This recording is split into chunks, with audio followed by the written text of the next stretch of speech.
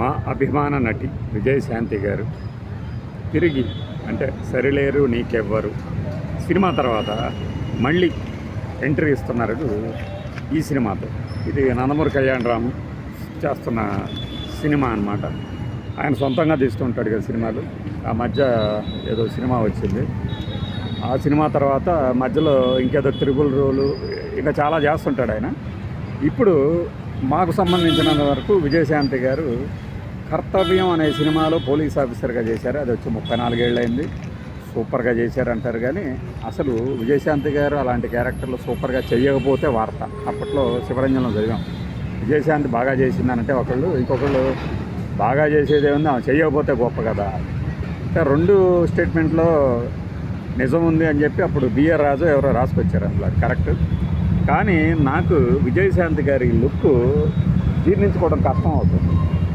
వయసు ప్రభావంతో మనుషులు పీక్కపోతారు, సృష్టించిపోతారు, కరెక్టే. కానీ మనం ఆరాధించే అభిమానించే నటులు ఎప్పటికీ అలానే ఉండిపోవాలని కోరుకుంటున్నారు.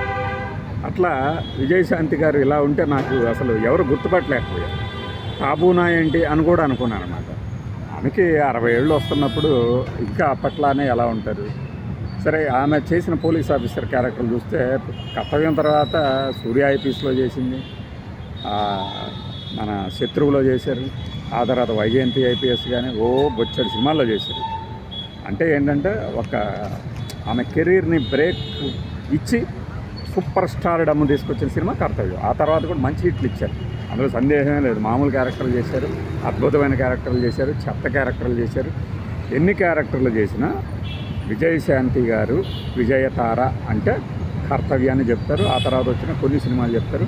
మన సూపర్ స్టార్ కృష్ణ గారితో ఆమె చేసిన సినిమాలు అన్నీ హిట్. ఆ రకంగా కృష్ణ అభిమానులకు కూడా విజయశాంతి గారు అంటే ఒక రకమైన అభిమానం.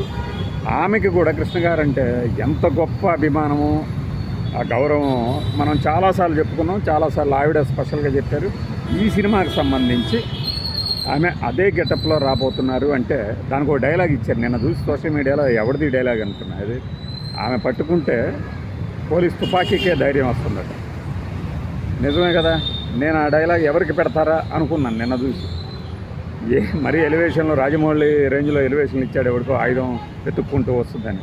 విజయశాంతికి ఇచ్చారు కాబట్టి, ఆమెకి ఇచ్చారు కాబట్టి చాలా హ్యాపీ అనమాట ఆమె తెర మీద చూడటం. కానీ సెలెక్టివ్గా సినిమాలు చేసుకుంటూ పోతున్నప్పుడు ఇలా పాత సినిమాలనే అంటే పాత క్యారెక్టర్లనే తిరిగి చేస్తే ఆ బెంచ్ మార్క్ స్టాండర్డ్ని అందుకుంటారా లేదా అనేది కూడా చూడాలి. ఇప్పుడు వాళ్ళు ఆ మాత్రం అశోక్ వర్ధన్ అనే వ్యక్తి నిర్మిస్తున్నారు దీన్ని. ఎవరు డైరెక్షన్ అంటే దీంట్లో ఏంటో మరి డైరెక్టర్ పేరు రాయడం, మరి బహుశా ప్రదీప్ చిలుకూరి అట. ఇతనికి మరి ఇంత పెద్ద స్టార్ని హ్యాండిల్ చేసేంత సామర్థ్యం ఉందా లేదా అనేది సినిమా చూసిన తర్వాత మాట్లాడుకోవచ్చు. ఎందుకంటే లెజెండ్స్ని డైరెక్ట్ చేయాలంటే అభిమానంతో పాటు కొంత గ్రౌండ్ వర్క్ కూడా కావాలి. అది చెయ్యని వాళ్ళు కొంతమంది రీఎంట్రీకి పెద్ద వాళ్ళని తీసుకొచ్చినప్పుడు ఫెయిల్ అవుతూ ఉంటారు.